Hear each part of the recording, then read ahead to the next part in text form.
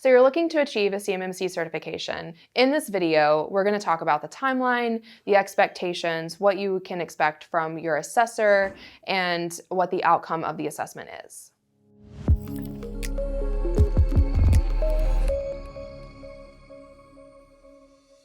Hi, I'm Marci Womack, Federal Services Practice Leader here at Schellman.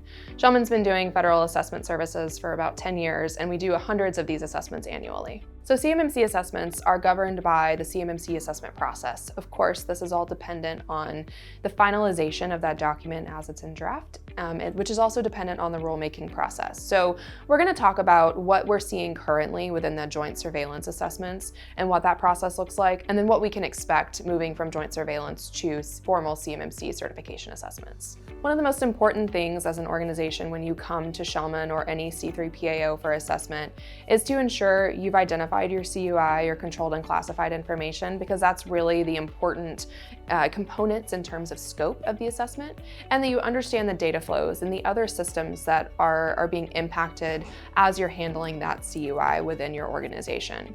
From there, once you've identified your CUI, you want to understand how the information security controls that you have implemented with respect to the standard, so 110 controls or requirements in level 2, and that translates to 320 assessment objectives that we as assessors are going to look at. You want to understand how you can address each one of those relative to the CUI and relative to your security protection assets, as well as other components in your system.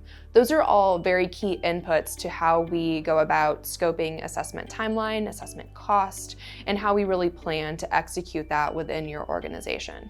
When we think about timeline, that's really broken out into a multi-phased assessment. So you've got phase 1, which is really that planning and preparation phase. You've got phase 2, which is the assessment execution phase. And then phase 3, which is primarily reporting focused. There is a phantom phase, which is phase 4. We have to contract for that separately. It's kind of on an as-needed basis. If you do need to have retesting performed or POAM closeout performed, that's really done under phase 4. So we're going to focus on the first 3 phases. So plan, prepare, execute, and then report. The planning phase, the primary outcome of that, there are a number of CMMC deliverables that will be in play currently right now in joint surveillance. The primary output of phase 1 is the security assessment plan, as well as that really green light to say, yes, we're good to move forward with the assessment into phase 2. So we perform a readiness review, which is really to determine if the organization is ready to move forward. So we'll look at documentation, we'll look at whether the control design is appropriate. No matter how good that control is implemented, it still will not meet the intent of the control or the requirement. That's a red flag. And so we want to make sure that organizations have appropriate controls designed before moving forward to test implementation effectiveness during phase 2. During phase 1, we will issue an information request list, which is really focused on your policies, your procedures, your system security plan, and then provide you an opportunity to kind of collect that information, provide it to us, and then we perform a deep dive of that. We want to make sure we understand the architecture, the service that you may be providing to your customers, how you're handling and processing CUI within your environment. And then from there, we obviously will execute the security assessment plan and determine the appropriate timeline for moving forward to phase 2 assessment. All right, so now we've talked about planning and preparation. Let's move into phase 2, the execution. This is like the bulk of our assessment and field work. So we will have an interview week, depending on scope of assessment and other factors that may be remote, it may be on-site, or it might be hybrid.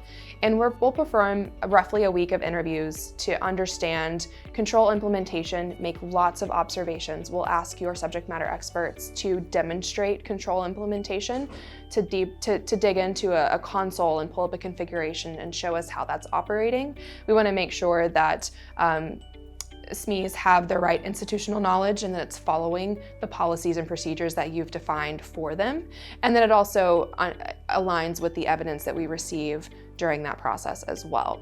And then once we complete those interviews, there is a week or two, all scope dependent, on how we put pen to paper essentially with our test procedures. We'll review additional evidence that you've provided. If there are any follow-ups, it gives us an opportunity to resolve those and ensure that we have the outcomes, so the met, not met status for each of the assessment objectives.